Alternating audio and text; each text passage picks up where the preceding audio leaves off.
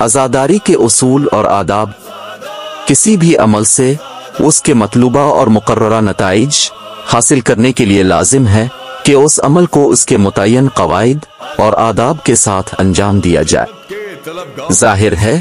کہ سید الشہداء امام حسین علیہ السلام کی عزاداری بھی جب تمام اعمال سے افضل ہے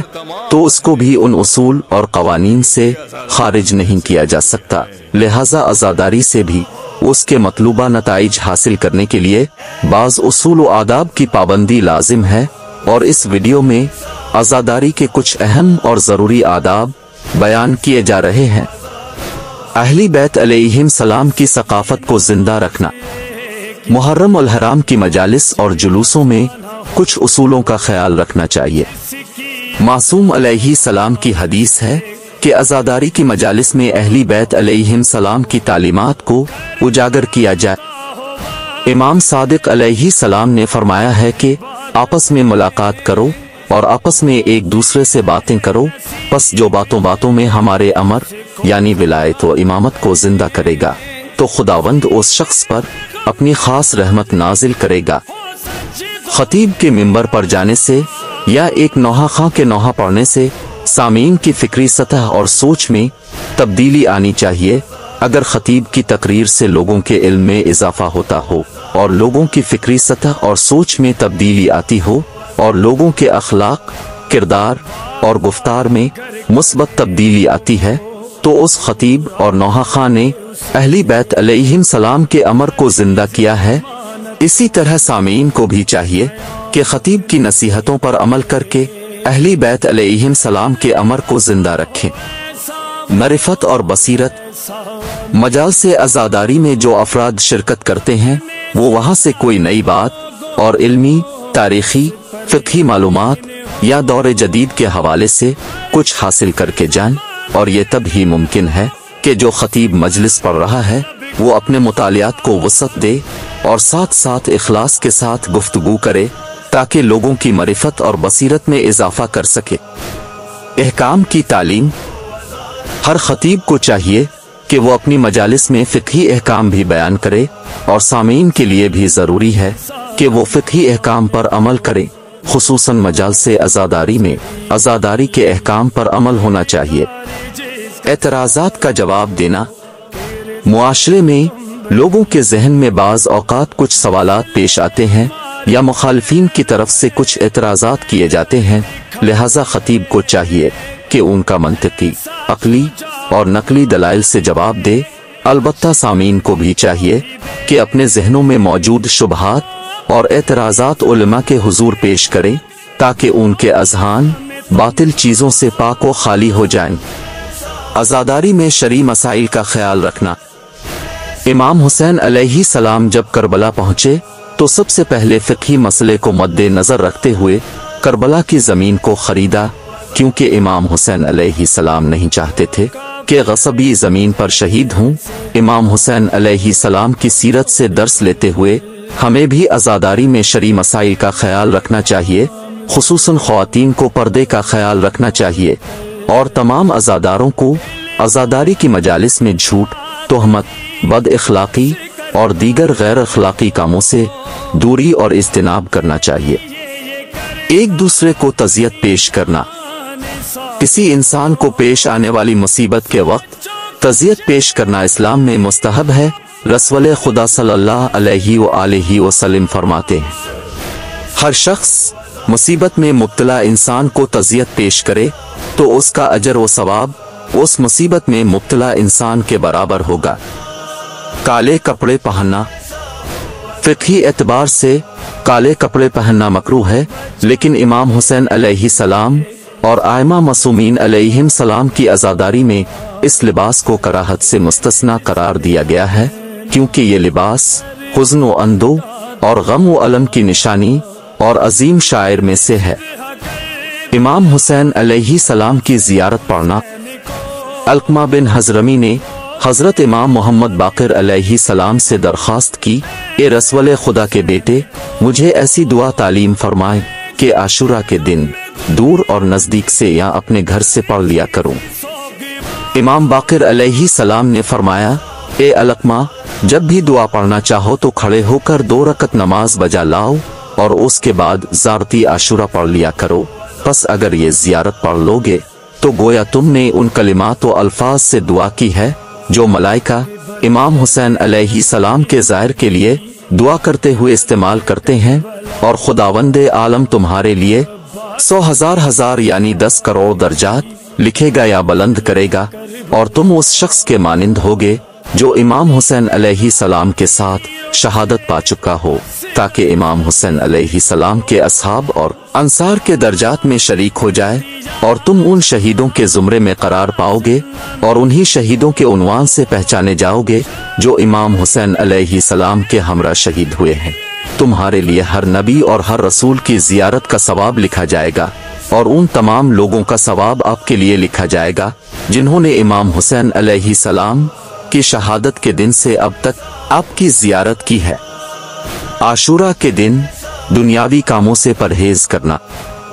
इमाम सादिक अलैहिस्सलाम ने फरमाया है, जो शख्स आशूरा के दिन दुनियावी कामों से परहेज करे, यानी पैसों और तिजारत या कसब-ओ-कार के लिए और अपनी रोजाना की मईशत के लिए भी कोशिश न करे, तो खुदावंदे आलम उसके दुनियावी और उखरवी हवाइज पूरे करेगा। आशूरा के दिन जो शख्स अज़ादारी करेगा तो क़यामत के रोज उसका चेहरा खुशहाल होगा, जिस दिन तमाम लोगों के ऊपर वहशत और खौफ तारी होगा। गिरिया व अज़ादारी का अफजल तरीन रुकन।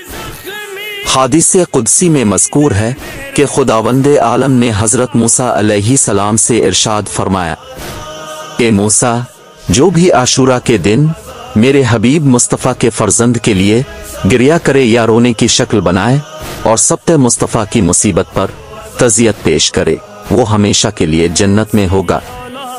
रसूल अकरम सल्लल्लाहु अलैहि वसल्लम अपनी बेटी सैयदा फातिमा ज़हरा अलैहा सलाम से खिताब करते हुए फरमाते हैं, बेटी फातिमा, बेशक मेरी उम्मत की ख्वातीन मेरे खानदान की ख्वातीन के मसाइब पर रोती हैं, और उनके मर्द मेरे खानदान के मर्दों के मसाइब पर रोते हैं, और नस्ल दर नस्ल हर साल हमारी आज़ादारी की तजदीद करते हैं, और जब क़यामत होगी तो तुम अहली बैत की ख्वातीन के मसाइब पर रोने वाली ख्वातीन की शफात करोगी, और मैं अहली बैत के मर्दों पर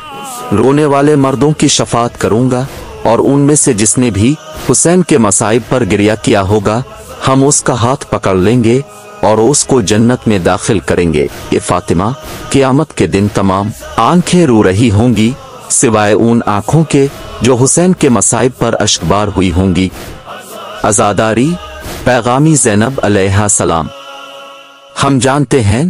कि हजरत ज़ैनब अलैहा सलाम पहली अज़ादार हैं जिन्होंने करबला में ही इमाम हुसैन अलैहिस्सलाम के जिस्म मुबारक के करीब आकर फरमाया कि मेरे जद्दे अमजद रसूल खुदा आसमान के मलाइका अब पर दुरूद और सलाम भेजते हैं, जबकि आपका बेटा हुसैन खून में लथपथ रेत और मिट्टी पर पड़ा हुआ है, उसके जिस्म के टुकड़े टुकड़े कर दिए गए हैं। ए अल्लाह, हमारी ये कुर्बानी अपनी बारगाह में कबूल फरमा। हजरत ज़ैनब अलैहिस्सलाम ने इस तरह अज़ादारी की तहजीब की बुनियाद डाली, और हजरत ज़ैनब अलैहिस्सलाम ने बनी उमिया की एक अजीम साजिश को यही नाकाम बना दिया जो आशूरा का पैगाम कहीं भी नहीं पहुंचने देना चाहते थे। सैयदा ने यह सिलसिला शाम तक असीरी की हालत में भी जारी रखा और अज़ादारी को हक के पैगाम का बेहतरीन और मुअस्सिर तरीन जरिया साबित करके दिखाया। लिहाजा हमें भी आशूरा के दिन और अज़ादारी के दूसरे अयाम में इस बात का ख्याल रखना चाहिए कि हर अज़ादार के कंधे पर नई जिम्मेदारियां आयद करती है, क्योंकि अज़ादारी दीन को जिंदा रखने का नाम है, जिस तरह इन्क़िलाब आशूरा और हुसैनी तहरीक और वाक़या करबला दीन इस्लाम के अहिया के नाम है। इखलास का ख्याल रखना। हमें अज़ादारी को आदत और रस्म के तौर पर नहीं मनाना चाहिए, बल्कि इस अमल को खालिस नियत और खुदा की रज़ा व खुशनुदी और अपना एक फरीज़ा समझ के अंजाम देना चाहिए, और साथ ही खुलूस में भी हमें सादिक व सच्चा होना चाहिए। हत्ता एक छोटा सा अमल भी अगर खुलूसी नियत के साथ अंजाम पाए तो ये उन कसीर अमाल से कहीं ज्यादा बेहतर है जिनमें खुलूस और सदाकत का लिहाज न रखा गया हो, खा वो अमाल कई हजार मर्तबा ज्यादा ही क्यों ना हो। चुनांचे ये बात हजरत आदम अलैहिस्सलाम اور شیطان کی عبادات سے بخوبی سمجھ میں آتی ہے، کیونکہ شیطان کی کئی ہزار سالہ غیر مخلصانہ عبادت اسے دوزخ کی آگ سے نجات نہیں دے سکی، جبکہ حضرت آدم علیہ السلام کی عبادت شیطان کی نسبت بہت کم تھی، مگر چونکہ ان کی عبادت میں اخلاص کا عنصر شامل تھا، خداوند عالم نے حضرت آدم علیہ السلام کا ترک اولا بخش دیا اور آپ کو نبوت عطا فرمائی۔ اس کے علاوہ اعمال کی انجام دہی میں بھی خیال رہے کہ کہیں ریا اور لوگوں کی تعریف و تمجید کی خواہش و تمنا ہماری نیت میں رسوخ نہ کرے۔ نماز اور امام حسین علیہ السلام، سید الشہداء علیہ السلام اور آپ کے باوفا اصحاب سب کے سب اس نماز کی راہ میں شہید ہوئے ہیں۔ اسی وجہ سے ہم امام حسین علیہ السلام کی زیارت میں امام کی بارگاہ میں عرض کرتے ہیں،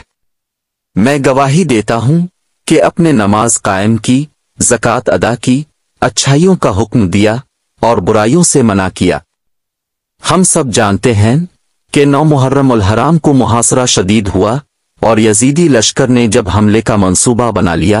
تو امام حسین علیہ السلام نے اپنے بھائی عباس علیہ السلام سے فرمایا،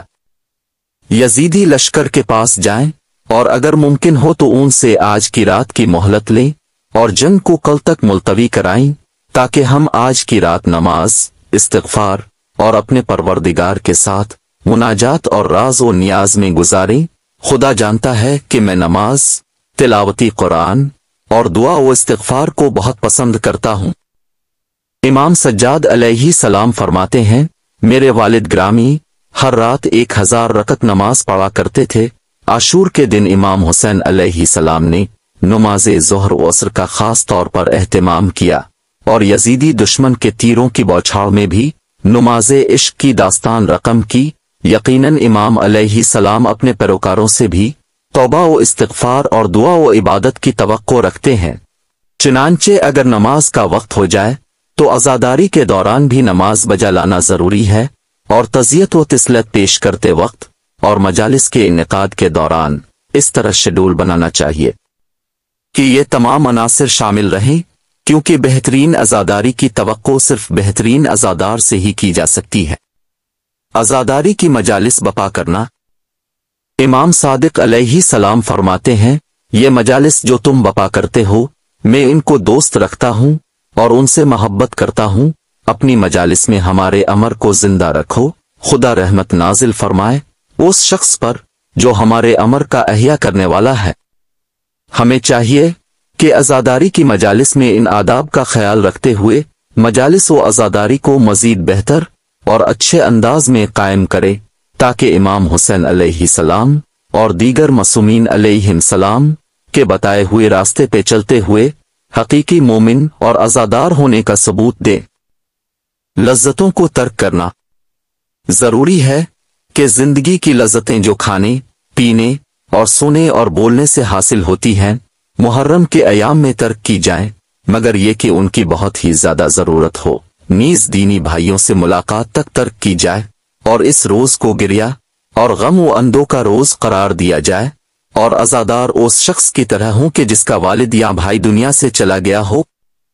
امام صادق علیہ السلام نے فرمایا، عاشور کے دن لذت بخش امور سے اجتناب کیا جائے اور سوگواری کے آداب و مراسم بجا لائے جائیں، اور سورج کے زوال تک کھانے پینے سے پرہیز کیا جائے، اور پھر اسی غذا میں سے کھایا جائے جو سوگوار افراد کھایا کرتے ہیں۔ عاشور کا دن تسلیت و تعزیت کا دن ہے۔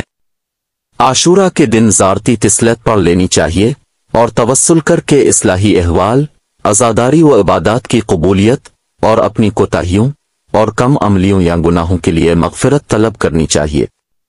محرم کی عزاداری سے مراد وہ مراسم ہیں جنہیں شیعہ اور غیر شیعہ حضرات محرم الحرام میں شہدائے کربلا کی یاد میں منعقد کرتے ہیں۔ عزاداری کی ان محافل میں عموماً مرثیوں، نوحوں اور کربلا کے واقعے میں پیش آنے والے واقعات اور مصائب کو ذکر کرنے کے ذریعے امام حسین علیہ السلام پر گریہ و زاری کی جاتی ہے۔ محرم الحرام کی 9 اور 10 تاریخ کو ان مراسم میں شدت آتی ہے، اور دنیا کے اکثر ممالک یا مناطق میں ان 2 دنوں میں سرکاری طور پر